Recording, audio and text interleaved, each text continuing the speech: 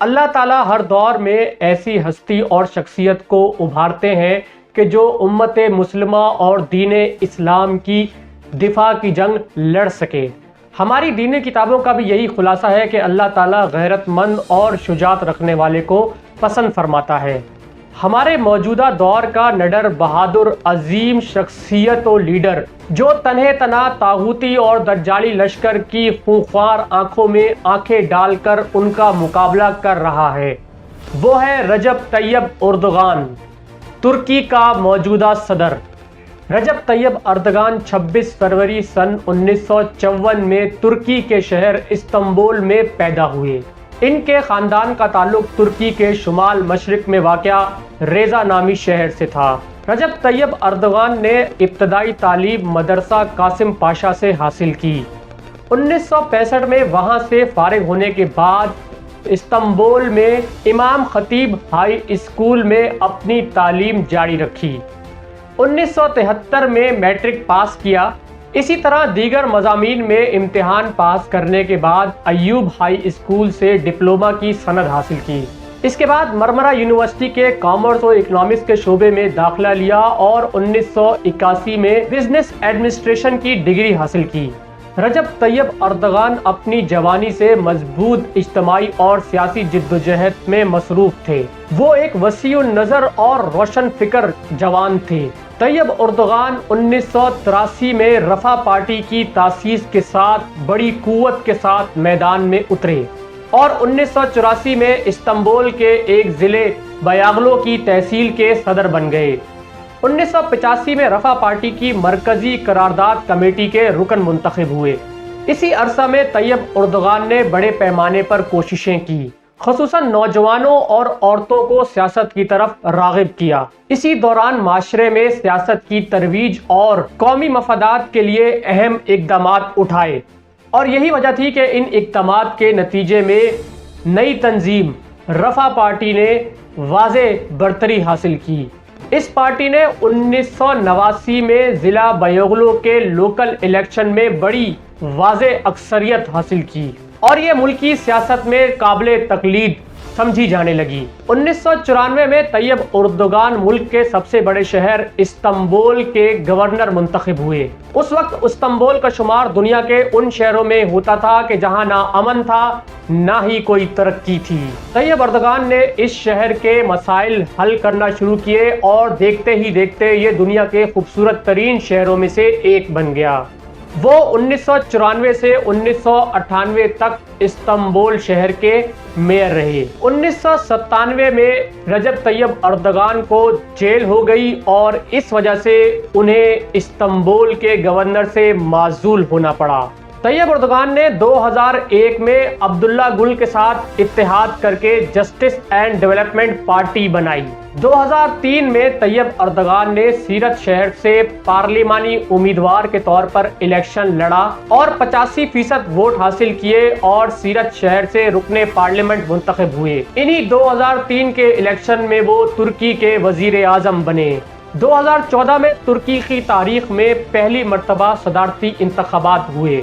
اس سے پہلے پارلیمانی امیدواروں کو یہ حق حاصل تھا کہ وہ صدر کا انتخاب کریں، جس طرح ہمارے ملک میں ہوتا ہے۔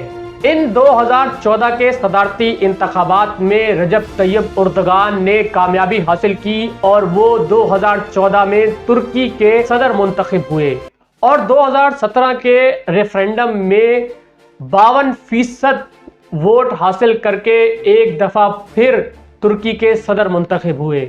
صدر طیب اردوغان کو کئی جامعات کی طرف سے کہ جس میں جامعہ حلب، جامعہ استنبول اور جامعہ فاتح شامل ہیں کی طرف سے اعزازی ڈاکٹریٹ کی ڈگری دی گئی ہے۔ 2004 میں جنوبی کوریا اور 2009 میں ایران نے طیب اردوغان کو اعزازی شہریت بھی دی ہے۔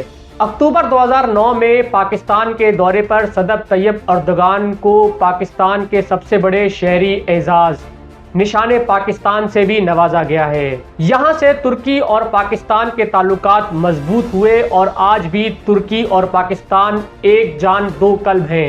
سن 2008 میں غزہ کی پٹی پر اسرائیلی حملے کے بعد طیب اردوغان کی قیادت میں ترک حکومت نے اپنے قدیم حلیف اسرائیل کے خلاف سخت رد عمل ظاہر کیا اور اس پر سخت احتجاج کیا۔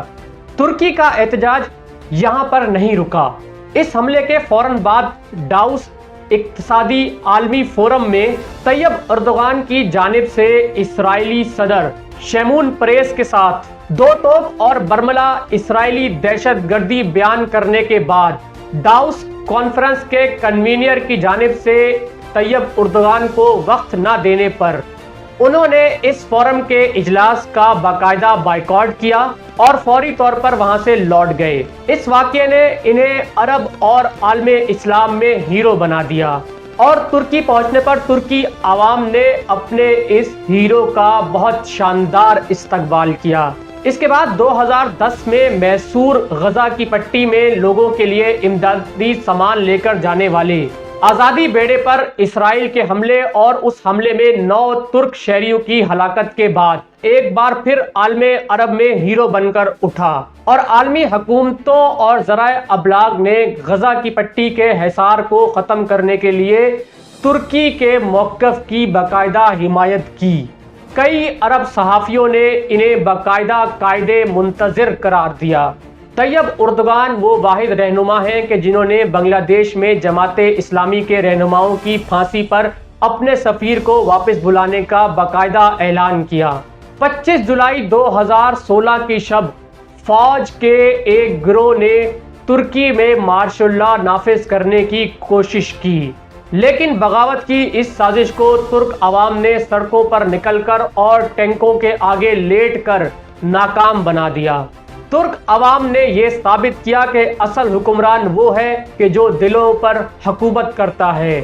رجب طیب اردوغان اسلام پسند ہیں اور بعض روایات کے مطابق وہ حافظ قرآن بھی ہیں۔ وہ خلیفہ عبد الحمید ثانی کو اپنا آئیڈیل مانتے ہیں۔ دنیا میں جہاں کہیں بھی مسلمانوں پر ظلم ہو رہا ہو وہ ان کے خلاف اپنی آواز بلند کرتے ہیں۔ رجب طیب اردوغان نے ترکی کی قسمت ہی بدل کر رکھ دی۔ تیسری دنیا کا ملک کہلانے والا آج دنیا کی 16ویں اقتصادی طاقت ہے۔